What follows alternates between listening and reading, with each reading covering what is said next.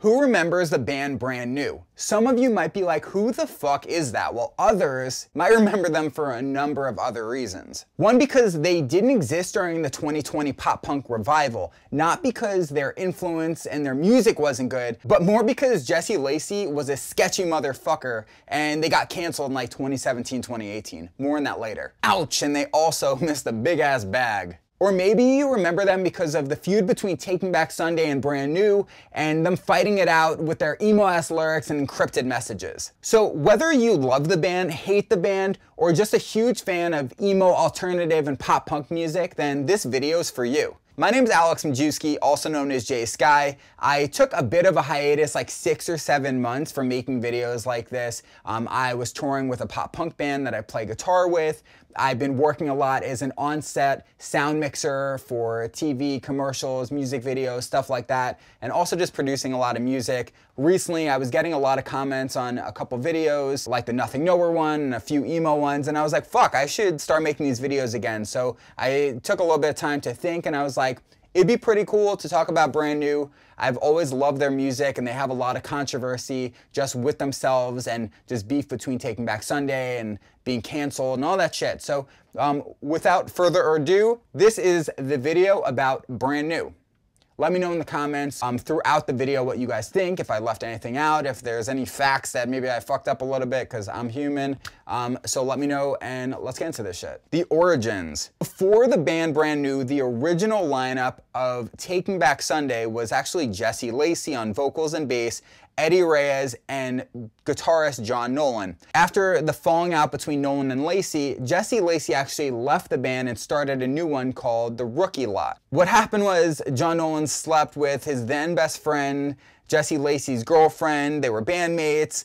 He left the band, and essentially these bands wrote like diss tracks against each other. If 50 Cent and Ja Rule or Jay-Z and Nas could have beef, I don't see why emo boys can't either. I'll get more into just like the beef and the lyrics of the songs and like really what happened in just a little bit. Lacey's next band was called The Rookie Lot, including Brian Lane, Brandon Riley, and Alex Dunn. It was a melodic hardcore local band. The three members later went on and formed the alternative emo band Brand New, which Lane and Riley came up with the name, and Lacey later on said it was kind of a joke because there was really nothing new about the band, hence the name Brand New. Like pretty much the same lineup. They added another guitarist, and just like some additional pieces to fill out the live performance, but the band essentially was the same as The Rookie Lot. They later on recruited the guitar player Vincent Icardi as an additional guitar player, and Derek Sherman. So how did this Long Island local band blow up? They're from Merrick, Long Island, New York, and quickly gained notoriety in the local scene along other local bands such as Midtown, Glassjaw, and many, many more. The band was picked up by a new label after a short time of forming. In fact, it was only after their second ever show they got signed by the label Triple Crown Records.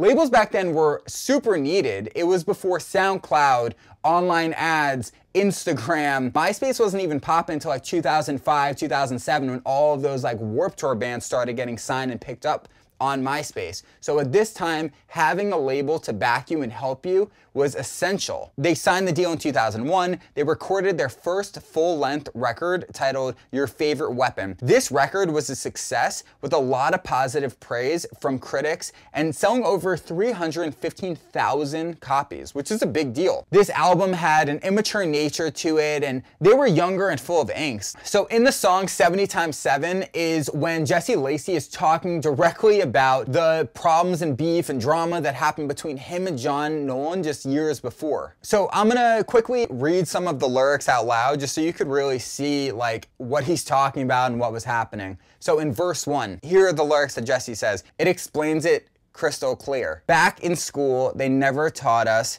what we needed to know, like how to deal with despair or someone breaking your heart. For 12 years, I've held it all together. But a night like this is begging to pull me apart. I played it quiet, left you deep in conversation with his girlfriend. I felt uncool and hung out around the kitchen, feeling like a piece of shit because like his best friend and girlfriend are obviously flirting, and he's just kind of there on the sidelines observing. I remember I kept thinking that I know you never would, and now I know I want to kill you like only a best friend could. Because the people that love you the most or the people you're closest to often are the ones that fuck you over and hurt you the most. I've had experiences like that when I was like in middle school and early in high school and all throughout life, but that's just that. And then the chorus, everyone's caught on to you, everything you do, everyone's caught on to you. Let's jump ahead to verse 2. As if this wasn't enough, I got to go and write a song just to remind myself how bad it sucked. Ignore the sun, the covers over my head. I wrote a message on my pillow that says, Jesse, stay asleep in bed. He's obviously depressed here, and he just like doesn't want to wake up. So verse 2, he's just kind of rambling on and talking about some like emotions and how he feels about himself, how he's depressed, kind of the aftermath of the situation, being like cheated on by his girlfriend and being betrayed by his best friend. It's verse 3 that is like the real icing on the cake. So the bridge lyrics are just this. So if that's what you call a getaway, tell me what you got away with, because I've seen more spine in jellyfish. I've seen more guts in 11-year-old kids. Have another drink and drive yourself home.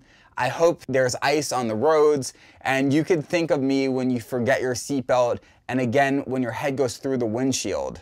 Is that what you call tact? You're as subtle as a brick in the small of my back, so let's end this call and end this conversation.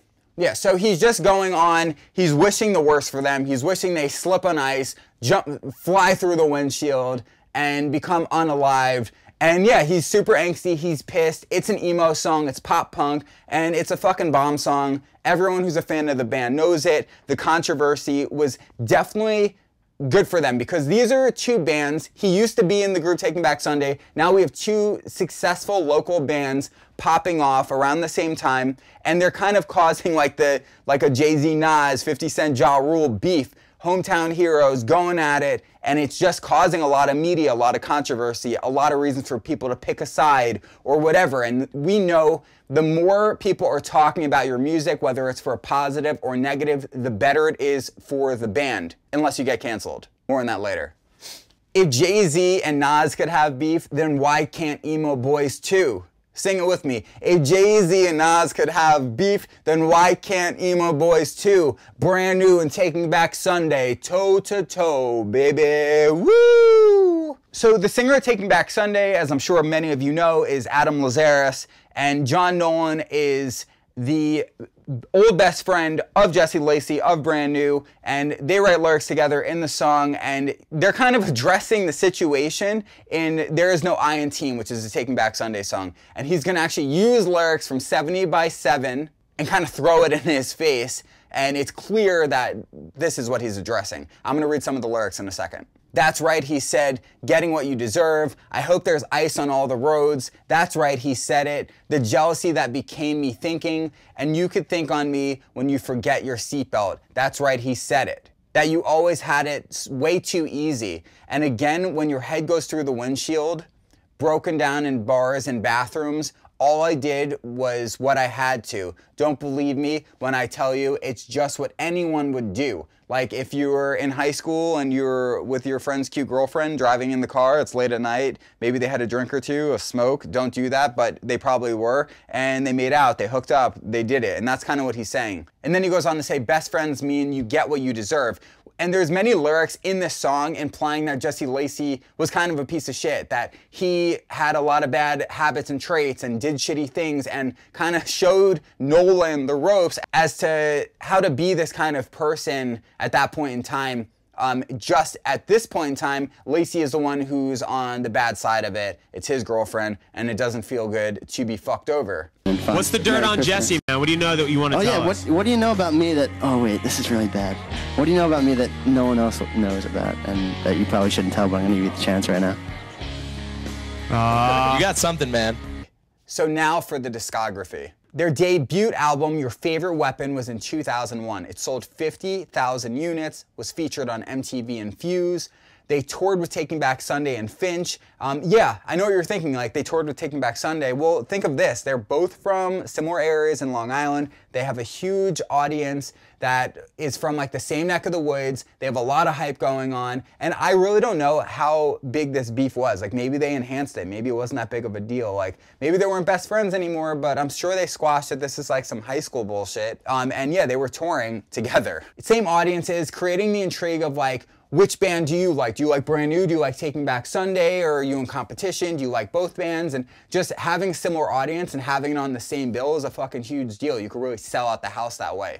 Their second album, Deja Entendu, which I'm probably fucking up the name, but whatever, that dropped June 7th, 2003. It showcased a more mature sound and themes beyond personal breakups. One of my favorites off this album was The Quiet Things That No One Ever Knew. With the unforgettable music video where Lacey gets into a car crash with his girlfriend, this really seems symbolic to the song 70 by 7 that we just talked about, when Jesse Lacey kind of fantasizes that John Nolan and his ex-girlfriend would get into a car wreck and all of that stuff that I just talked about. So having this video and being like the follow-up single and the follow-up record was a really good way to just kind of keep the momentum going from all the hype that they had in the previous beef between two big up-and-coming bands. When I was 17, I moved back to Long Island, New York from Florida, where I pretty much grew up, and I was like a chair boy, which is the same as like being a cabana boy. And I joined a local like emo punk band.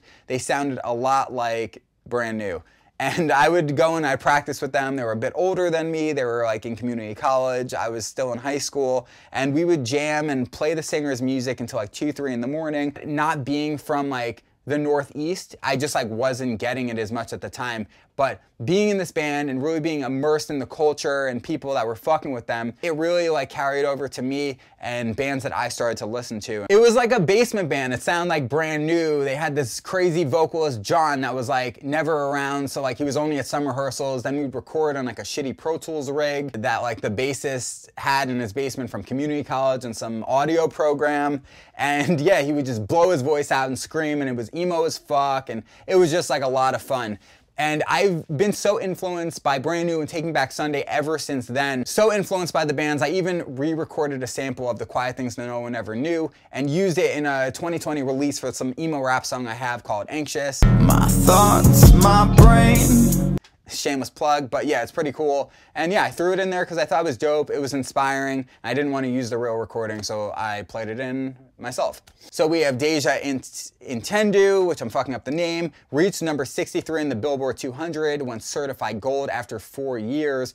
Promoted with appearances on Jimmy Kimmel Live, which is a big step up. They started touring with bigger bands like Blink-182, Fall Out Boy, My Chemical Romance, and they had a major label bidding war. It ended up being DreamWorks Records, which were later acquired by Interscope. I think you know who Interscope is. So like at the time, Eminem was one of the biggest bands in the world signed to Interscope. In more recent years, we have artists like Billie Eilish, Machine Gun Kelly, and a handful of others that are signed to Interscope. This is one of the biggest labels around. The third album was The Devil and God Are Raging Inside of Me. This dropped in 2006, produced by Mike Sapone, debuted at number 31 on the Billboard 200. It sold 60,000 copies in its first week. They were promoted on Conan O'Brien, David Letterman, and they were just getting so much mainstream success. Their fourth album, Daisy, in 2009, reached number 6 on the Billboard 200, sold 46,000 copies in the first week. The fifth album and final album, Science Fiction, was in August 17, 2017. It debuted at number 1 on the Billboard 200. Although I don't think that this is their best piece of work at all. The reason I think this album had so much success is because the band was the biggest they had ever been. They had old fans, new fans, and just attracting people all over. They're like, their reach and their ability to be in the media and to be on late night shows and MTV and have videos and more budgets and touring and just doing everything at a bigger scale led to them being able to have a record that charted much higher, which makes sense. Oftentimes I really like artists' earlier works just because that's like the stuff that drew me to them in the first place. This record's not bad, but it's not my favorite at all.